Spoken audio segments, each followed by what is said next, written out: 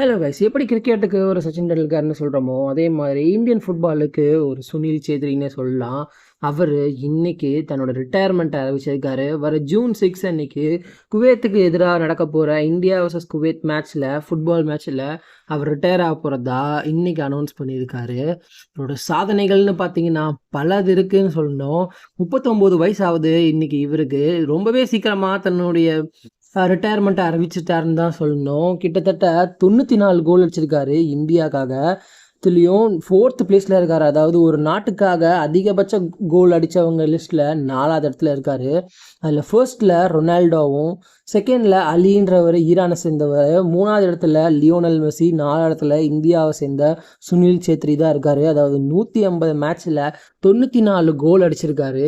இது பத்தாததுக்கு 2007, 9, 12 நேரு கப்பை வந்து அடித்து கொடுத்துருக்காரு. இது இல்லாமல் SAFF சாம்பியன்ஷிப்பில் 2011, 15, 21 கூட கப் அடிச்சிருக்காரு.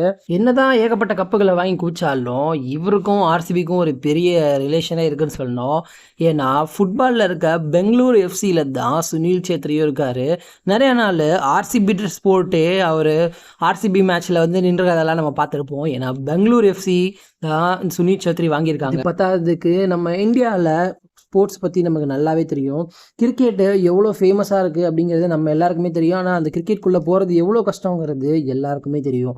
ஆனால் அதை விட கஷ்டம் இப்போ ஃபுட்பாலில் வந்து தெரிஞ்சுக்கிறது. ஏன்னா இப்போ யாருக்கிட்ட நீங்கள் போய் கேட்டாலும் ஃபுட்பாலில் ஒரு பிளேயர் சொல்லுங்கள் அப்படின்னு சொல்லி கேட்டால் சுனில் சேத்ரிங்கிற பேரை தவிர யாருக்குமே நிறைய பேர் தெரியறதுக்கு வாய்ப்பே இல்லை. ஒரு ரேண்டமாக நம்ம ஒருத்தங்கள்ட்ட போய் கேட்குறோன்னா, ஏன்னா அந்த அளவுக்கு தான் ஃபுட்பால் அப்படிங்கிற ஒரு வந்து ரொம்ப பாப்புலர் கிடையாது இந்தியாவில். ஏன்னா கிரிக்கெட் தான் ரொம்ப பாப்புலர். அப்படி இருந்து கூட இவர் ஒருத்தரோட பேர் இந்த இந்தியா ஃபுல்லாக பரவியிருக்கு அப்படின்னா அவர் செஞ்ச சாதனை மட்டும்தான் எல்லாத்துக்கும் காரணம். ஸோ இவர் ரிட்டையர்மெண்ட் ஆகிறது ரொம்பவே சேடான ஒரு விஷயம்தான். ஆனால் இந்தியாவுக்குள்ளே இருக்க எல்லா யங்ஸ்டர்ஸுக்கும் சுனில் சேத்ரி மாதிரி ஆகணும் அப்படிங்கிற ஒரு ஆசையை க்ரியேட் பண்ணிட்டு தான் இவர் போகிறாரு.